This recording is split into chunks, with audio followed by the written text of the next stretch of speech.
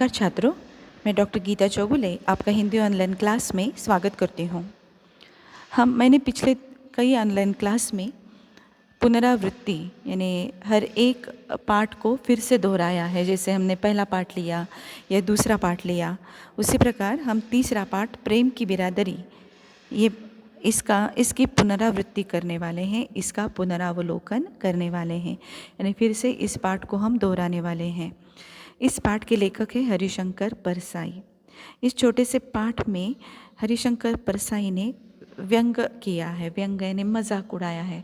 समाज में कई ऐसे रीति रिवाज होते हैं, इनका मजाक उड़ाकर वो रिवाज कितने भद्दे हैं, कितने भयंकर है, यही हरिशंकर परसाई बताने वाले हैं। अब इस पाठ में प्रेम विवाह को लेकर एक उन्होंने व्यंग किया है कि लोग प्रेम विवाह को लेकर मन में अलग अलग भावना लेकर आते हैं। किसी अलग से जाति में या किसी अलग से धर्म में किसी की संतान ने या किसी के लड़की ने शादी की तो वो कितने गलत है, यही बात वो बताते रहते हैं। इसके ऊपर ये पूरा पाठ है। प्रेम की बिरादरी यानी जो धर्म होता है। प्रेम का कोई धर्म नहीं। प्रेम किसी पर भी हो सकता है। उसमें जात, रंग, रूप, वर्ण, स्वभाव ये मायने नहीं होता। तो ये प्रेम का धर्म किस प्रकार से है, यही बात परसाई जी ने इस पाठ में बताई है। इस प्रस्तुत पाठ में परसाई जी कहते हैं कि हम लोग दूसरों की बातें करने के लिए या गॉसिपिंग करने के लिए हमेशा तैयार रहते हैं। जैसे कोई दो लोग मिल गए तो किसी तीसरे के लड़के या लड़की के बारे में हम बातें करते रहते हैं। जैसे अमुक के लड़के ने किसी की लड़की के साथ घर से भागकर शादी कर ली, तो इसके ऊपर वो गॉसिपिंग करते हैं या बातें करते रहते हैं। परसाई जी का मानना है या लेखक का मानना है, तो इसमें क्या क्या हो गया, प्रेम से तो शादी की है, अलग अलग धर्म के हो गए या अलग अलग जात के हो गए तो क्या हुआ, प्यार से तो रहते हैं एक दूसरे के साथ, अपनी ज़िंदगी बहुत खुशहाल से बिताएंगे। लेकिन लोगों को या समाज को ये बात नहीं मान्य है कि किसी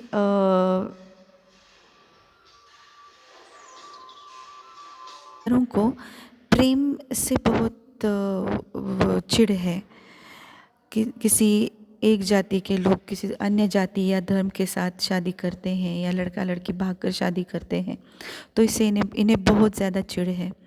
तो ये उनके बारे में बोलते रहते हैं ऐसे लोग।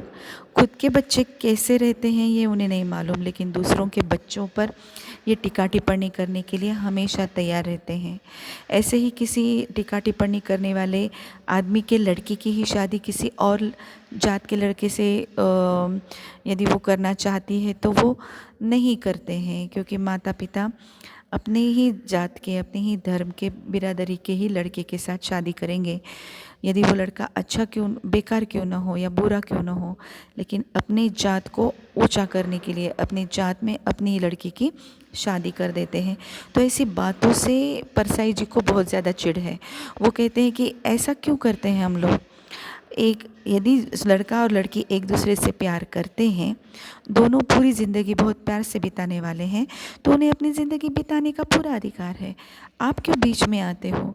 लेकिन हमारा समाज ऐसी बातों को दकियानुसी समझता है, ऑर्थोडॉक्स समझता है, पिछड़ा हुआ समझता है, और इसीलिए वो ऐसी शादियों से मुँह कर देता है, या ऐसी शादियाँ उन्हें पसंद नहीं जो लड़का लड़की खुद तय कर ले या प्रेम विवाह कर ले।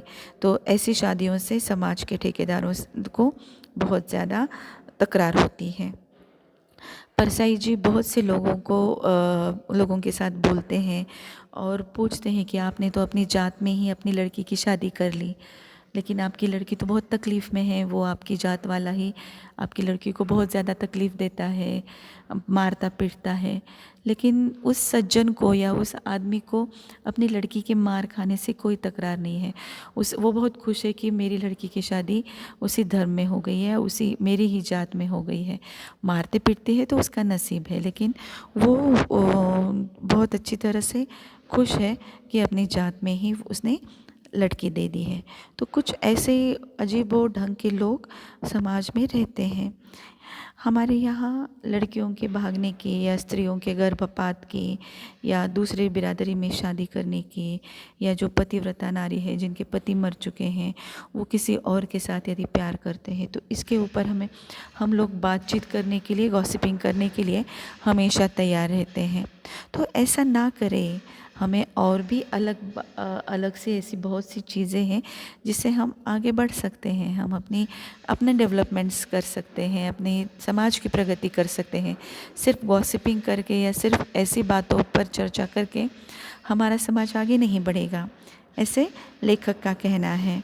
बहुत से सज्जन होते हैं जो किसी न किसी बहाने आपके घर आएंगे और फिर पूरी गांव की, गली की बातें बताएंगे कि अमुक की लड़की भाग गई, तमुक के साथ भाग गई, या दोनों ने इलाहाबाद में शादी कर ली, कैसा ज़माना आ गया, हमारे बच्चे तो ऐसे नहीं हैं, या हमने अपने बच्चों को कितने अच्छे संस्कार दिए हैं। तो यही बात वो करते रहेंगे, अपनी महानता का बखान करेंगे, वर्णन करेंगे, और दूसरे लोग अपने बच्चों को कितने बुरे संस्कार डालते हैं इसके ऊपर बातें करेंगे। कभी कभार लेखक को चिढ़ आती है ऐसे लोगों से, और वो फिर पुराण कथाओं का उदाहरण देते हैं कि श्री कृष्ण का, कि उन्होंने तो अर्जुन रुक्मिणी से भागकर शादी की थी, या अर्जुन ने कृष्ण की बहन सुभद्रा से भागकर शादी की थी। तो ये हमारे पौराणिक काल से ही ऐसी बातें शुरू है। तो आप क्यों इस बात में पड़े रहते हैं, ऐसे कभी कभार लेखक पूछते हैं। लेकिन वो लोग फिर कुछ नहीं बोलते। वो लोग कुछ बोलते हैं कि वो भगवान हैं, उनकी बात अलग है, हम सामान्य लोग हैं, हमारी बात कुछ अलग होती है। ऐसा होता है कभी कभार। ऐसे माँ बाप के कारण बहुत से लोगों को प्यार की कुर्बानी देनी पड़ती है। फिर बेचारे लड़कियाँ लड़कों को चिट्ठी लिखती है कि मेरी शादी फलाने के साथ हो रही है, मुझे माफ़ करो, मुझे भूल जाओ। ऐसी शादियाँ लिखेंगी, या अलग प्रकार की शादियाँ कर सकती है कि माँ बाप को भी चिट्ठी लिख सकती है कभी कभार, क्योंकि डर के मारे माँ बाप को वो खुले आम नहीं कह सकती कि हम शादी करने वाले हैं। तो चिट्ठी लेकर ये बात बताते हैं कि मैंने इसके साथ शादी की है, मुझे माफ़ करो, मैं तुम्हारी लड़की हूँ। तो ऐसी बातें हैं, ये छोटी छोटी बातें हैं, लेकिन समाज में इन बातों को इतना बड़ा रूप दे दिया है कि यही बातें प्रेस्टिजियस हो गई, यही बातें ईगोइस्टिक हो गई, यही बातें एक हमारे लिए बहुत बड़ी महत्वपूर्ण हो गई। ये बहुत छोटी सी बातें हैं। इन बातों को जिसके साथ शादी करनी है करने दो, आराम से रहो, आप भी आराम से रहो, हम भी आराम से रहें, ऐसे लेखक का कहना है। लेकिन समाज के कुछ ठेकेदारों को ये छोटी छोटी बातों को पर भी बहुत ज़्यादा बात का बतंगड़ करने में मज़ा आ जाता है। तो बहुत से ऐसे माँ बाप हैं कि अपने बच्चों को कुर्बान करने के लिए तैयार है, बच्चों के प्यार को कुर्बान करने के लिए तैयार है, और अपनी मनमानी करेंगे। तो इन बातों से लेखक को बहुत ज़्यादा चिढ़ है। लेखक कहते हैं कि हम किसको आदर्श मान रहे हैं।